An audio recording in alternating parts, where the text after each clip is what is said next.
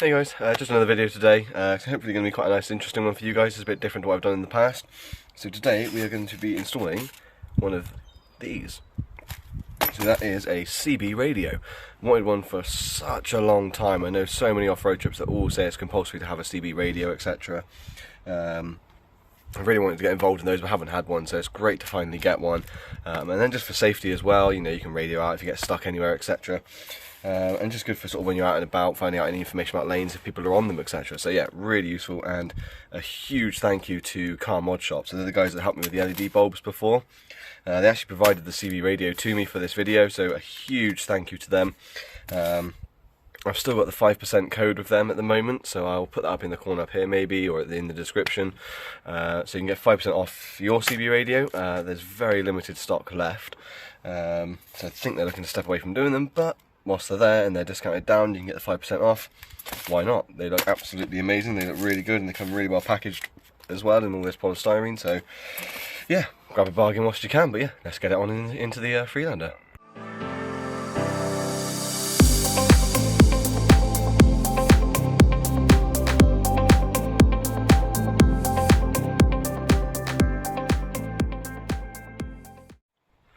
Okay, yeah, so with the CB, you really want the aerial up as tall as possible for sort of best range and best signal, etc. You don't want any sort of interference.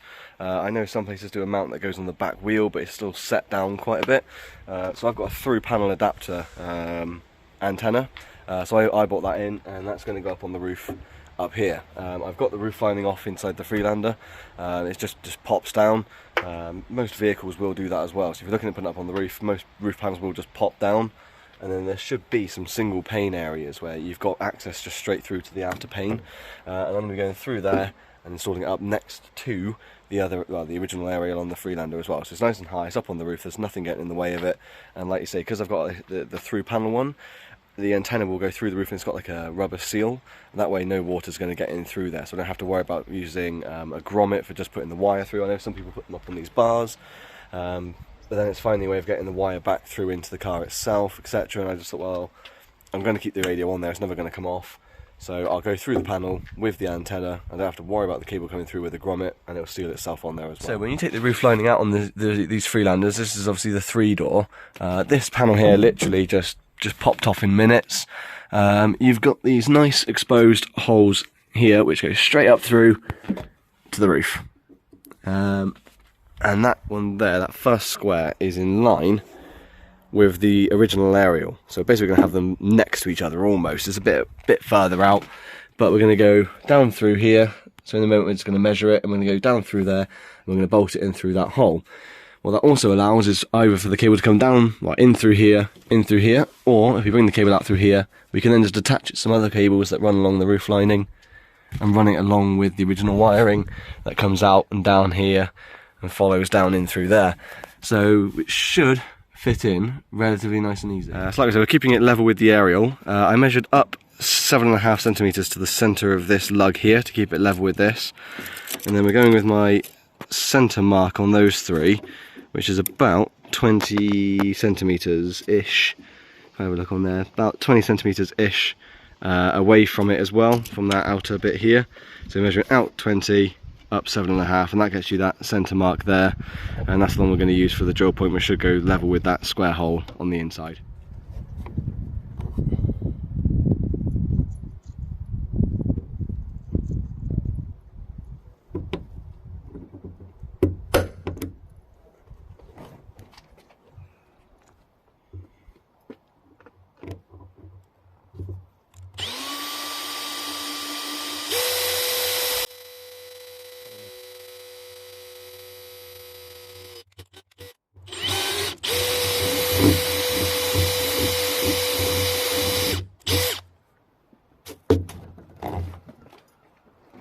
Right, so that's the hole drilled, and as you can see, that is almost perfectly central of that square gap there. So couldn't ask for better results than that.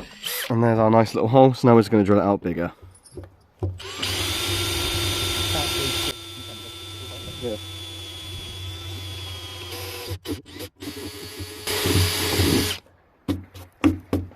You're not liking it.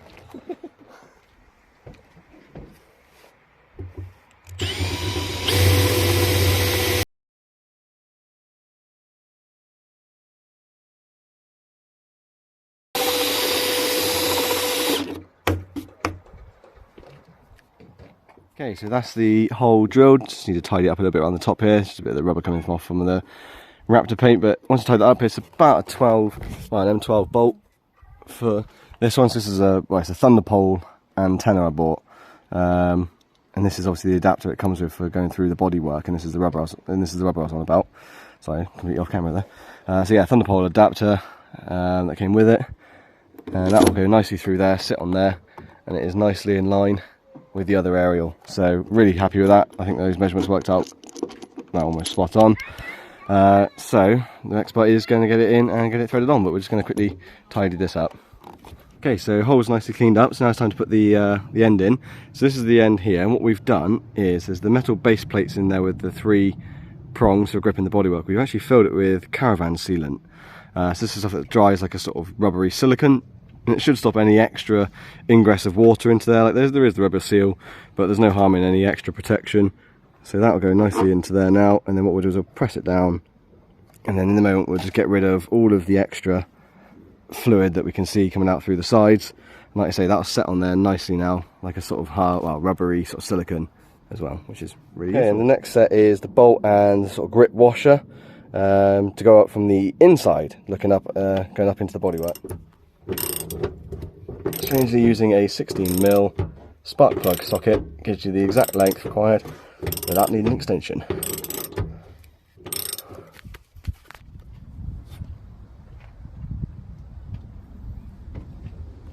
Okay, so now it's just getting the area itself in. Now that that's tight, so this will just thread down in initially.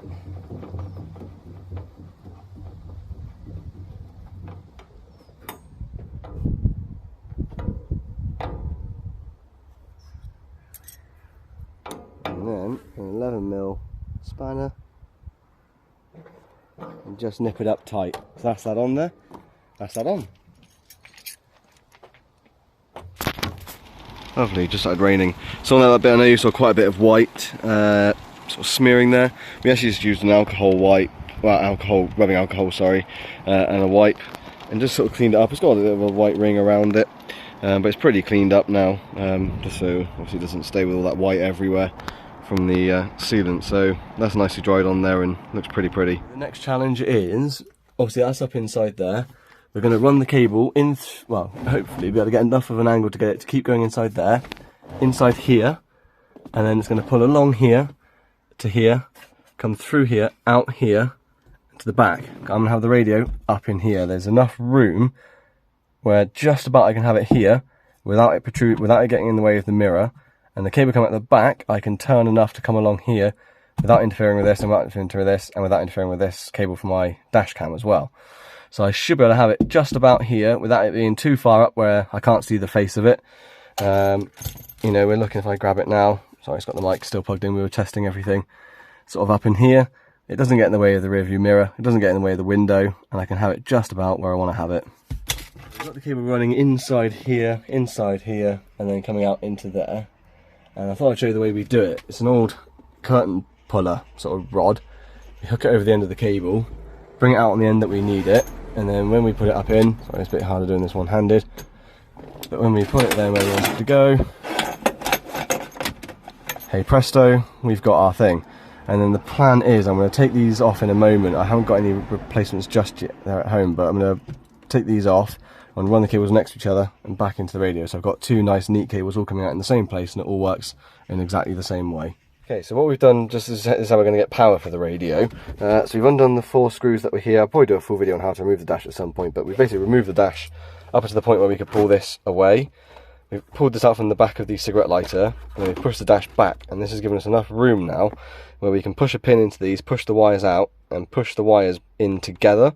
So the positive and negative for the radio can go inside that same plug, and then we can reroute it back up through the dash and up to the top to power the... Okay, so for the power going to it, I'm using blue for positive on this one and black for negative. This comes up, so same as what we did with the other cable. We used the puller, and we've gone through here, down inside here, and we came out there, ran straight down, so we pushed this and it went straight down out underneath here, tucked in underneath here, and then in through the back of the sort of dashboard unit. There's quite a big nice gap in behind here. straight up behind and into the back of that, where that cigarette lighter bit came to. Bit of feeding through, but then again it only shows there now, and doesn't really show anywhere else. It's going to come out here, and we're going to run all of the cables together as a 3 along here, and then I'm going to redo these cable ties holding all the cables up, and it's going to be nice and neat up in here, just hiding all of them away, and then I'll go into the back of the radio, which is going to be nice and central here. Okay, so we've marked out the 2 holes for the mount for the radio, which I've lost. So the mount, and then we're going to drill out a little bit more. We're going to do 5mm, and then we're going to put these riv nuts up into there, which are M3 I believe, and then some M3 screws going in there. Okay, so that's the bracket in. So like we said, we've got the riv nuts in behind. This is now solid as a rock on there. We just used sort of doubled up the washers on these, so that's nicely threaded in now. So it was M3, so to drill a 5mm hole, and then M3 screws. Bracket is now solid, so it's just getting the radio sort of hooked on it basically, and then the power line's going into the back of it, and then that's it done. So when you look at the radio, you've got these 2 sort of large lugs that screw into the side, and then there's 2 rubbers. The rubbers stay on the inside, and they stop this from scratching the radio.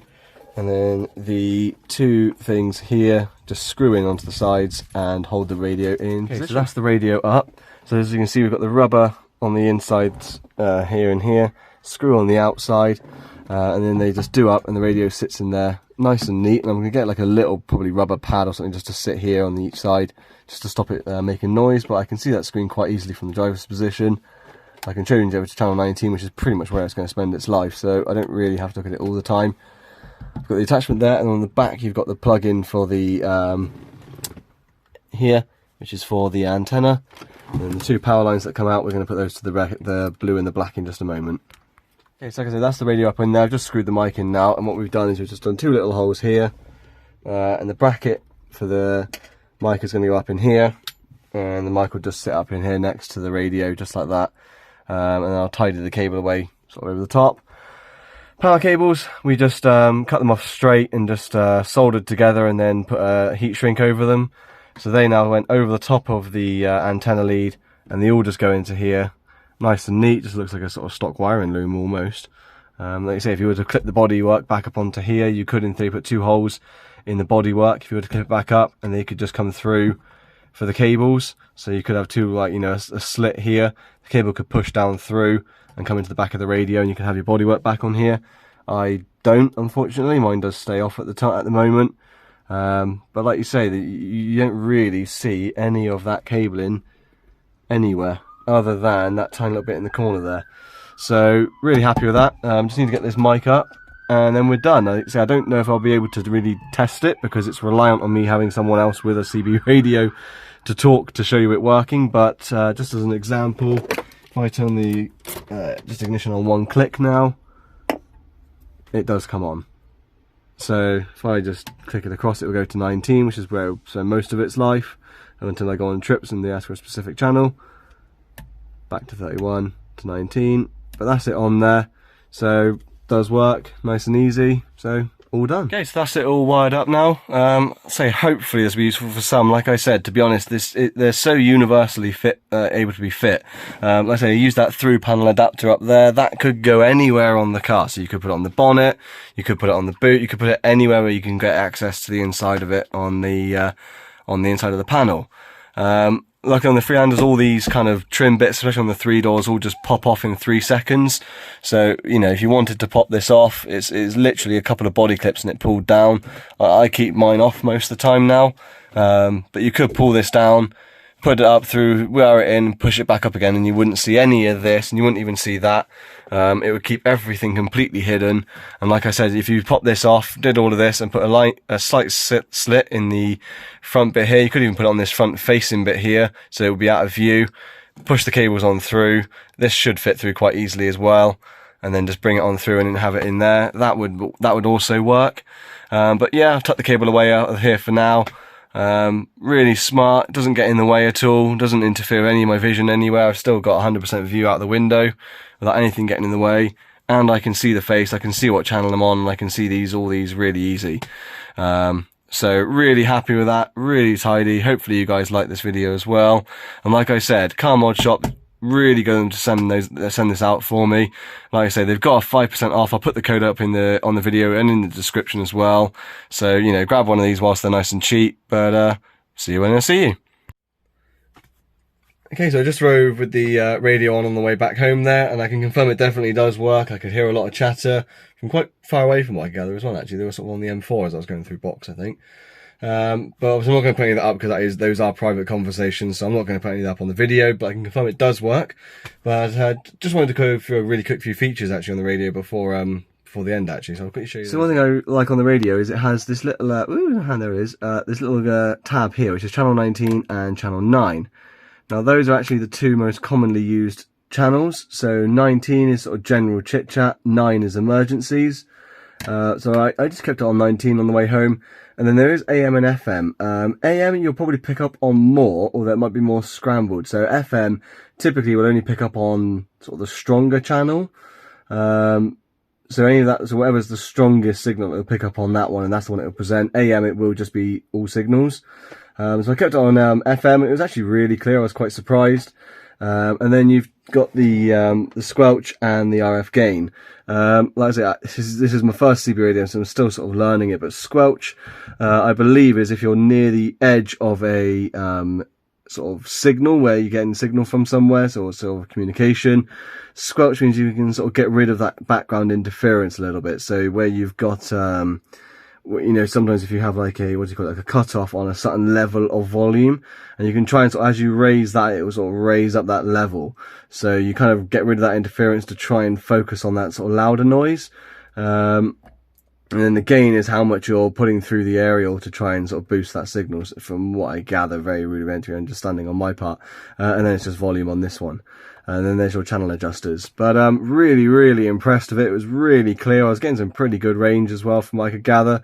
So yeah, definitely a big thank you to Car Mod Shop for sending that out. And like I said again a few times, I'll drop that discount code in the description, and a link to both this and the antenna that I used as well, which is a Thunderpole one. So yeah, there you go. Hope you enjoyed this one, and see you again next time.